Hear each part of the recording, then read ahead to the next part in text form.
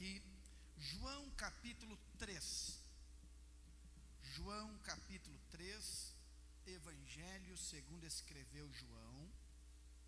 Nós vamos ler o versículo 16. João capítulo 3 e versículo 16. Glória seja dada ao nome de Jesus. Há uma presença gloriosa do Espírito Santo aqui. Oremos pelos irmãos que estão passando por um período de enfermidade, que Deus dê graça para eles. Eu quero animar vocês que domingo que vem nós temos a Santa Ceia, tá? Então já vai se cuidando na medida do possível, para não arranhar sua garganta, né, antes de vir para o culto, para não dar febre, porque vocês sabem que na semana da ceia, o inimigo sempre quer bagunçar a nossa vida para nós não ouvirmos aquilo que Deus tem para regular o nosso coração. Então, vai orando, dizendo: Deus, guarda a minha casa, para nós podermos servir o Senhor com saúde aqui, e orar, porque essas mudanças de clima, muitos irmãos estão sendo, né, tocados. É importante nós orarmos e nos cuidarmos quando possível. João 3,16 diz assim: porque Deus amou o mundo de tal maneira que deu o seu Filho unigênito, o único Filho, para que todo aquele que nele crê não pereça, mas tenha vida eterna. Olhe para cá. Eu creio que nunca é chover no molhado lembrar a razão da nossa vocação. Às vezes nós, os líderes, caímos no erro de pensar que aquilo que é óbvio para a gente é óbvio para todo mundo. Na verdade, nós, os pais, às vezes cometemos estes erros de pensar que aquilo que é tão esclarecido para nós, que é tão óbvio para nós, também é óbvio para os nossos filhos. E aí eu começo a pensar na maneira em que o apóstolo Paulo ensinava. Ele, escrevendo a sua carta aos Coríntios, ele disse: eu não me canso de vos escrever as mesmas coisas. Quando o apóstolo Pedro vai escrever a sua carta, ou a sua epístola universal, ele diz assim: eu vos lembro daquilo que já sabeis. Há uma necessidade extrema de nós sermos lembrados, ativados daquilo que é a nossa tarefa. Vocês sabem que nós corremos um risco de às vezes pedir para Deus nos abençoar e nós acabarmos morrendo afogados na bênção que Deus nos deu. Esta situação aconteceu, por exemplo, quando Deus libertou o povo do cativo e eles voltaram a Jerusalém com a missão de edificar o templo. Mas diz a Bíblia que eles enfrentaram algumas oposições e daqui um pouco eles esqueceram da missão deles. E por 16 anos, eles simplesmente se dedicaram às suas próprias casas. Deus toma o profeta Ageu e Deus diz por intermédio do profeta Ageu: considerem o vosso passado, prestem atenção no caminho de vocês. O que o profeta estava dizendo é que Deus estava convidando o povo a lembrar que eles eram prisioneiros no cativo. E Deus disse para eles assim, está em Ageu capítulo 1: por que vocês estão dizendo que não é tempo de cuidar das coisas de Deus? Vocês estão cuidando somente das vossas casas apaineladas, ou seja, vocês estão cuidando dos sonhos próprios e esqueceram o porquê Deus libertou vocês. E Deus disse em Ageu capítulo 1 assim: é por isso que vocês comem e não se fartam, vocês colocam roupa quente, mas não se aquecem, na verdade vocês dormem e não descansam. E Deus falou: vocês trabalham, mas quando recebem o salário, diz a Bíblia em Ageu capítulo 1, vocês colocam em um saco furado. Por quê? Porque eles esqueceram a prioridade. E eu tenho a impressão que às vezes Deus vai nos prosperando, Deus vai nos abençoando, Deus vai nos cercando de tantas coisas boas, e aquilo que Deus nos dá se torna um inimigo entre nós e Deus. Aquilo que Deus responde à nossa oração acaba se tornando um ídolo, acaba se tornando uma dificuldade para servir a Deus. Desde o início, eu entendi que não há outra razão na vida do crente, não há outra agenda na vida do crente, senão servir a Deus. Qualquer coisa coopera para o bem daqueles que amam a Deus e são chamados segundo o seu decreto. Quando Deus nos dá saúde, quando Deus nos prospera, Ele espera, no mínimo, uma resposta positiva em relação àquilo que Ele nos deu. Mas às vezes nós entramos no automático, a nossa religião afofa o travesseiro do conforto e nós deitamos e nos cobrimos com o cobertor da preguiça espiritual e acabamos não dando a resposta que Deus exige. Eu quero lembrar vocês que, não obstante esta igreja estar fazendo missões no continente europeu, estar fazendo missões no continente africano e investindo no próprio estado, Deus nos entregou 2 cidades para nós ganharmos para Jesus, Antônio Prado e IP.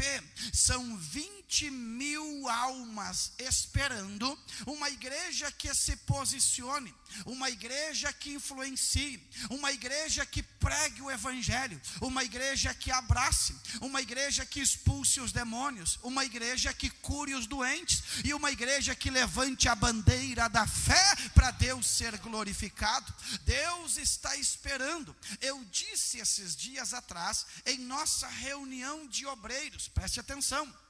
Eu disse aos obreiros e às obreiras que aqui estavam, que Deus não tem pacto com a placa de nossa igreja. Não, Deus tem compromisso com crentes que cumprem a sua missão.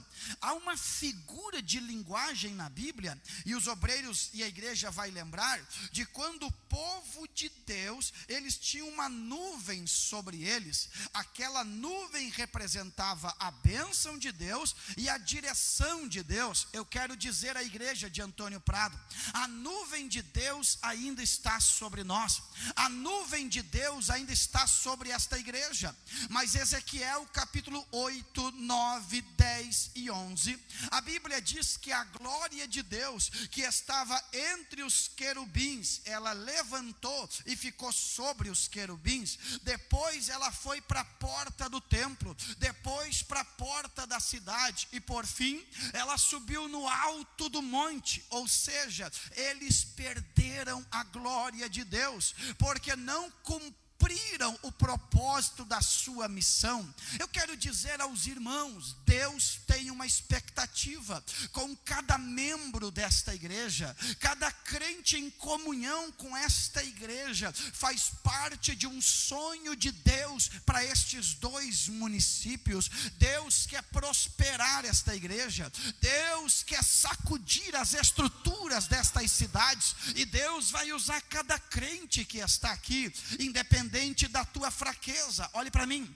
fraqueza nunca foi problema que impedisse Deus de usar alguém. Eu já vou lhe explicar qual é o problema, já vou lhe explicar o texto, mas eu sinto esta graça para lhe dizer, Deus está querendo nos convocar de novo para o eixo. Olha o que eu vou dizer, eu tenho pregado pelo menos 3 cultos, os últimos que preguei, eu usei a mesma frase, com contextos diferentes. Eu disse, não basta estar no mesmo ambiente, tem que ter um posicionamento. Você pode estar na igreja, você pode estar ouvindo a pregação, mas o que Deus está esperando é uma decisão, é um posicionamento. Eu disse na reunião dos obreiros que tudo aquilo que eu não amo se torna um um peso para mim. O que eu não amo se torna incômodo. O que eu não amo me machuca. Mas quando eu amo, não obstante as dificuldades, eu estou animado, eu estou fortalecido, eu estou avançando. Eu vou dizer, quem lê a Bíblia vai lembrar deste versículo que diz assim: quando Jacó foi enganado por Labão, era Jacó que foi enganado por Labão, diz a Bíblia que ele trabalhou anos por aquela moça, e diz assim, e pareceram como poucos dias pelo muito que amava. Ou seja, ele trabalhou anos, mas parecia poucos dias, porque o amor que ele tinha produziu leveza nesta caminhada. Deus está chamando esta igreja. Eu estava pregando há pouco tempo atrás em uma escola bíblica na região da Serra. O diácono Kaique me acompanhou. Na verdade era uma aula de conclusão de seminário, e o pastor presidente assumiu a palavra ao término do estudo e começou a chorar, e ele disse: vou repetir o que eu disse para vocês. Ele falando para o rebanho dele: Deus falou comigo que quem Deus chamou e não der uma resposta, ele vai quebrar, ele vai machucar. Me deu temor. Eu quero dar glória a Deus que até o presente momento eu não ouvi isto, mas não quer dizer que Deus não faça. Este Deus que é amor é o mesmo Deus que fez Jonas ser engolido pelo grande peixe.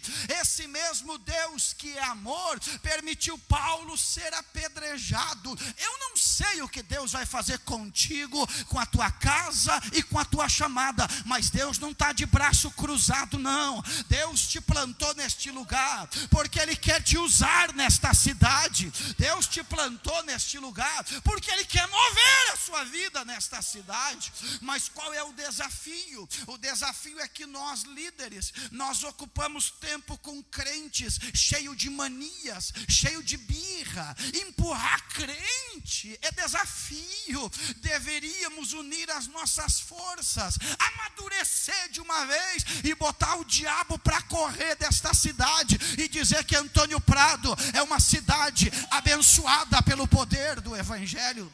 Mas por que não compreendemos isto? Esse texto que eu li é o texto áureo da fé, é o texto principal da evangelização, e eu quero destacar algumas expressões. O que nós precisamos para fazer a obra missionária? Em primeiro lugar, o texto diz assim: porque Deus amou o mundo. A primeira expressão notória é Deus. Uma igreja sem Deus é uma igreja que não se compromete com o propósito divino. Me permita lhe dizer, porque alguém vai pensar: pastor, é insano o que o Senhor está dizendo. Nós temos uma relação com Deus. Não confunda a bolha religiosa que as pessoas construíram e colocaram o nome de Deus nela. Esse Deus pode ser Deus de letra minúscula. Gente que não tem compromisso com o sonho de Deus, gente que não tem compromisso com a vontade de Deus, serve um Deus minúsculo.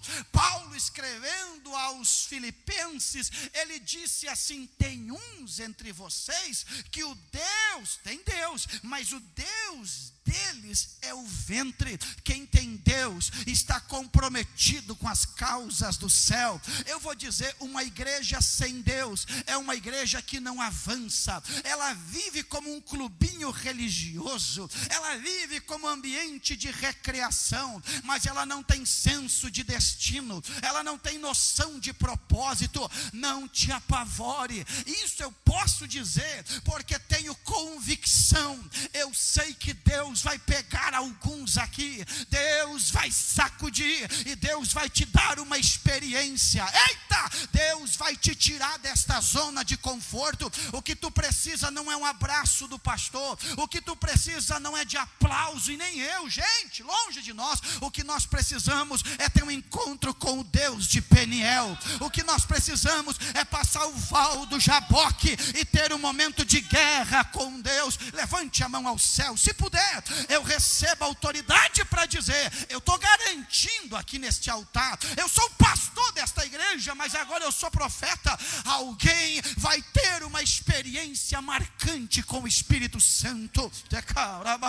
Alguém vai ter uma experiência marcante com o Espírito Santo. Eu não sei se vai ser dirigindo, eu não sei se vai ser orando, eu não sei se vai ser comprando, vai ser vendendo, mas o Espírito de Deus vai entrar na tua rotina. O Espírito, ei, glória, arai.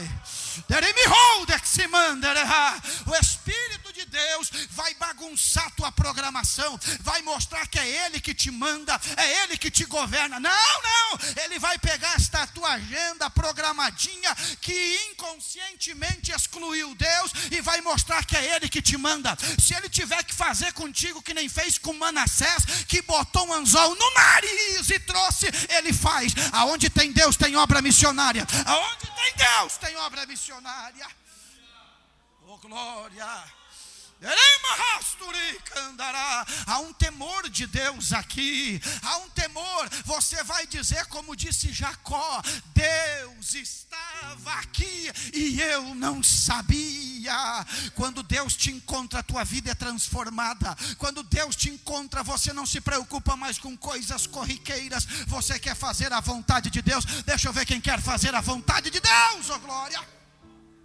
Primeiro lugar, Deus. Segundo lugar, Deus amou o mundo. Qual é uma das características do tempo do fim? Qual é? O amor de muitos. Agora pergunto aos irmãos: aquilo que é quente, para chegar no estágio de ser frio, entre quente e frio está o estágio do quê?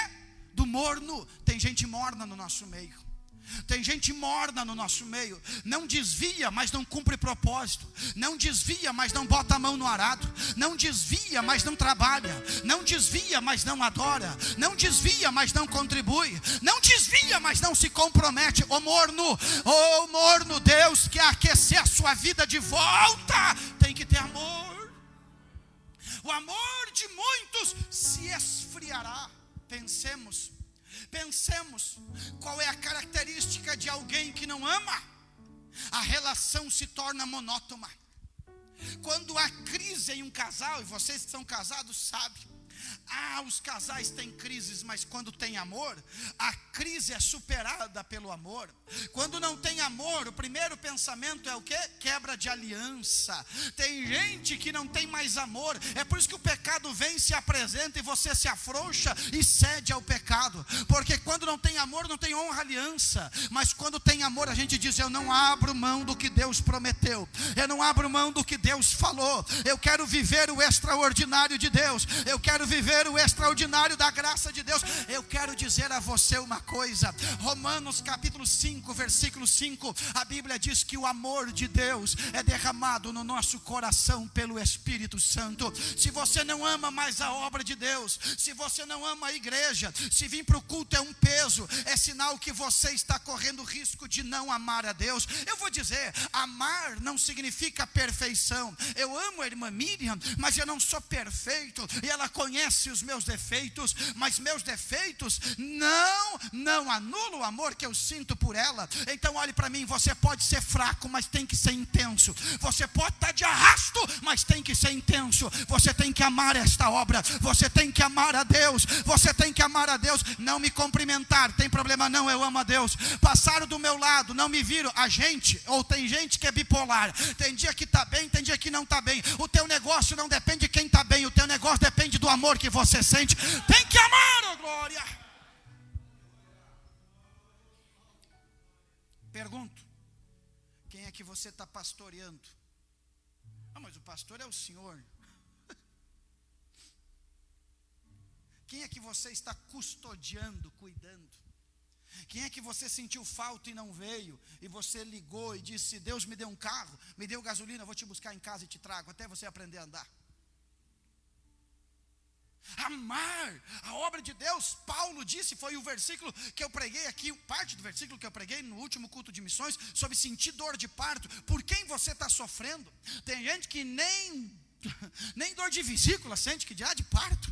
Você tem que sentir dor por alguém, você tem que ter amor por alguém. Olha o que diz o texto, eu li hoje ainda à tarde para a irmã Miriam, esse versículo, abri a palavra de Deus, e esse versículo, ele surgiu de maneira extraordinária e profética. Olha o que diz a Bíblia está dizendo, olha o que diz assim, rogamo-vos também, irmãos, que vocês exortem os desordeiros, vocês consolem os que têm poucos ânimos, vocês sustentem os fracos e vocês sejam pacientes com todos.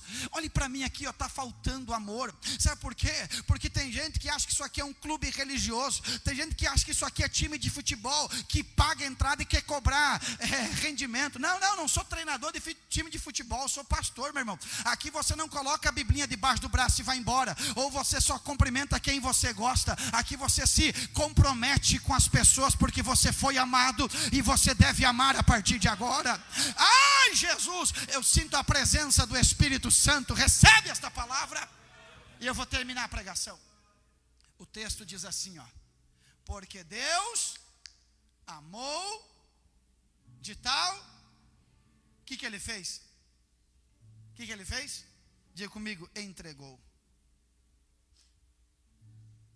No tempo do receba, do tu merece, está difícil alguém entregar alguma coisa. Não caia na falácia do neopentecostalismo, porque eu não sou neopentecostal, eu sou pentecostal clássico. Você não vai ouvir lorota nesse púlpito para enganar crente, para tirar dinheiro de crente, não. Mas é bem verdade que quem não consegue dar papel para Deus, não dará a própria saúde. É bem verdade que quem não consegue dar papel, porque dinheiro é papel, quem não consegue dar papel para Deus, não vai entregar um filho para a obra missionária. Já aproveito dizer que acho ridículo, mas respeito, quando fala para os pais que os filhos vão para a missão e eles começam, está louco, Deus me livre, por que tu apresentou o teu filho na igreja? Você enganou Deus?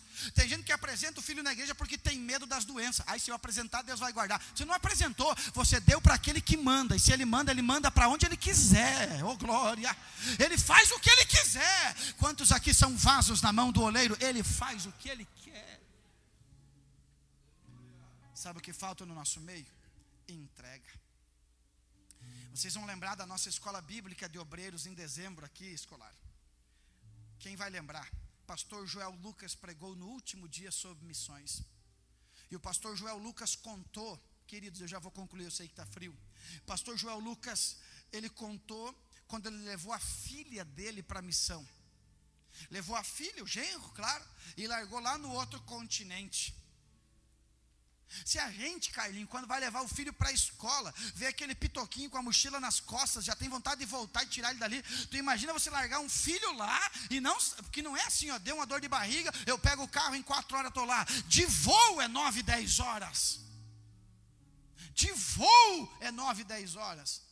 E deixou lá, e ele contou para nós, aqui ele contou, mas contou um dia para nós em uma reunião de missões, que quando ele voltou, a esposa perguntou, e aí? E ele só sabia chorar. Nós vivemos uma geração egoísta. Olhe para mim aqui, David Livingstone, ele disse assim, Deus só tinha um filho e fez dele um missionário.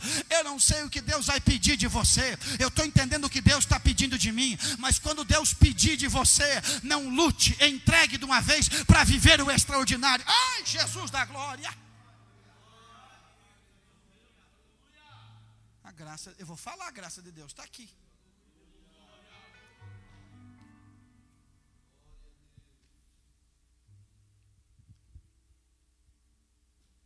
Vocês já viram quando uma igreja,